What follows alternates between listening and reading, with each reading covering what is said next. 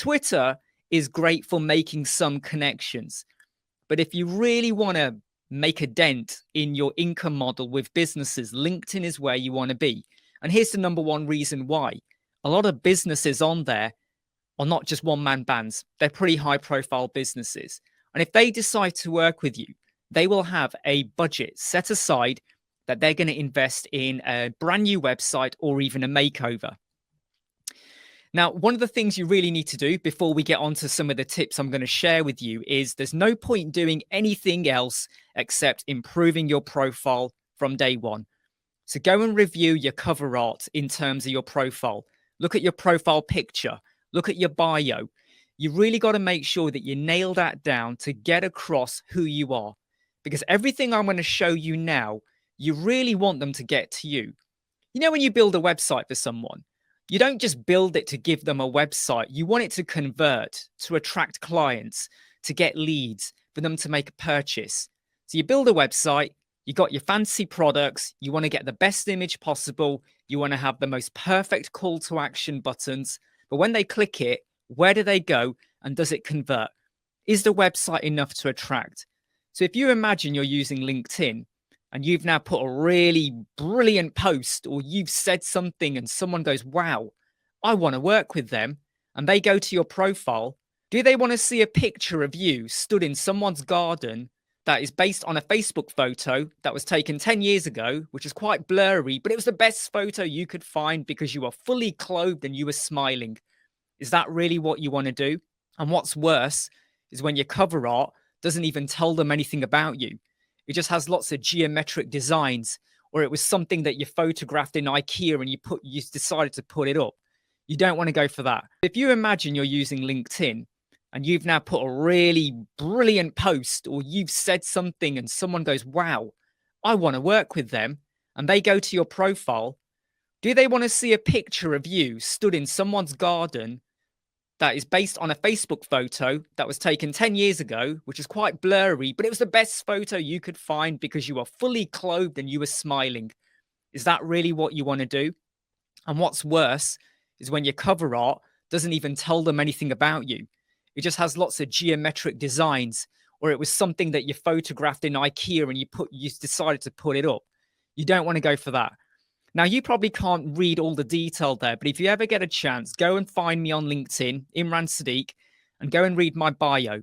I'm telling you what I do. I even meant in one of my previous ones, I used to mention the cost, which I don't do all the time now, but I'm telling you about what I do and some of the skills I have. Now, I've got a photo over here that you're probably wondering, why is Nicole Osborne from Wonder Stars over here? She's doing a talk, I believe, on Friday. And she's going to go into a bit more about how you can help yourselves out.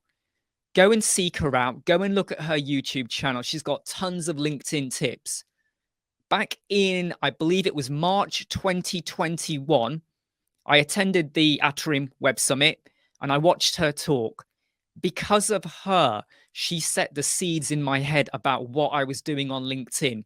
And it was because I had a really poor profile. So go away and have a look at what you've got at the moment. By the way, you'll notice the bit there. Don't mention you got 2 cats, you like cheeseburgers, you love gardening, unless the websites you build are related to gardening. So if you're an expert in landscape websites, mention you're a gardener, mention you're good at decking and stuff like that. Otherwise, leave it out. So what's the secret sauce for people to contact me first? What am I doing? And I'm not kidding you here, okay? People who I've never spoken to before, they're sending me a DM. Someone contacted me. A great story I have is about 2 months ago. I got a DM from someone and they were like, I like what you're doing and I want to work with you and I want to get a website built. My first reply to them was, that's great. What's your budget? So I don't hold back because I don't want to entertain a 4 or 5 like back and forth conversation if it's not really going anywhere. Because you kind of have to seek out those people that aren't really serious about having a website as well. I only want to work with people that are going to basically pay for my time. Where was I going with this? Yeah. So I asked him what his budget was. And he came back with $1,000. And I went back to him going, well, based on what you want, you're going to have to pay for $2,000. And their next reply was, okay. I've literally doubled their budget in the space of a couple of DMs, but they were happy to do that based on the fact of what they saw about me. They had gained trust from me. So here's what I did, right? This is how people contact me. It's all about posting. And I know you're going to sit there and say, well, isn't that obvious? Like, duh. If I'm going to use LinkedIn, I've got to do posts. It's about what you post. Very commonly, I am seeing people do LinkedIn posts where they kind of go, 20 years ago, I had nothing. I couldn't even feed myself. I was scraping food off the floor. Then I graduated and I got a job and I'm now earning £1 million a year. Who cares? Right? Those kind of posts get a lot of likes.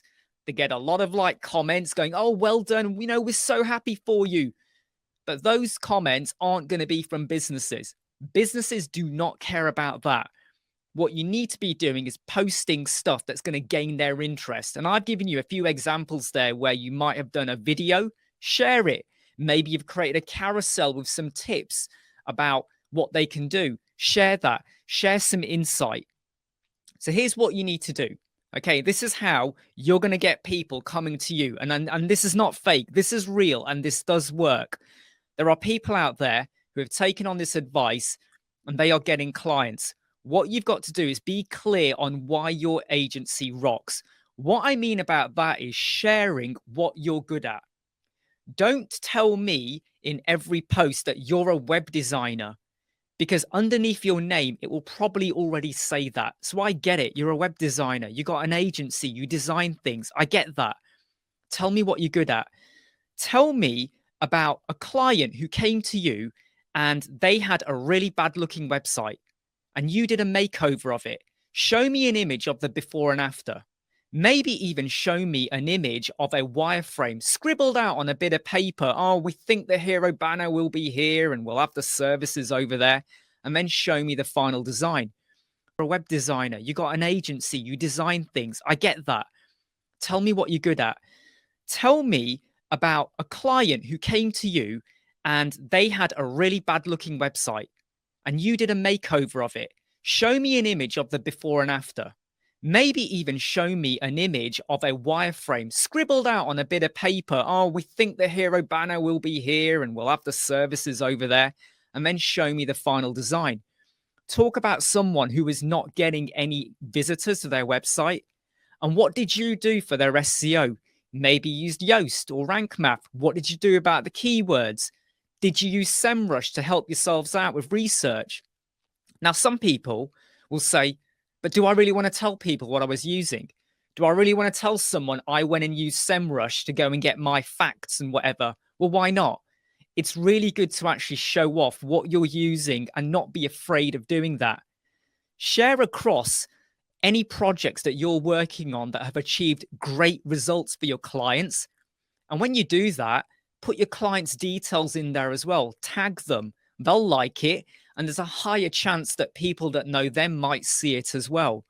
But don't just share the good stuff. Share the bad as well. Share the pain.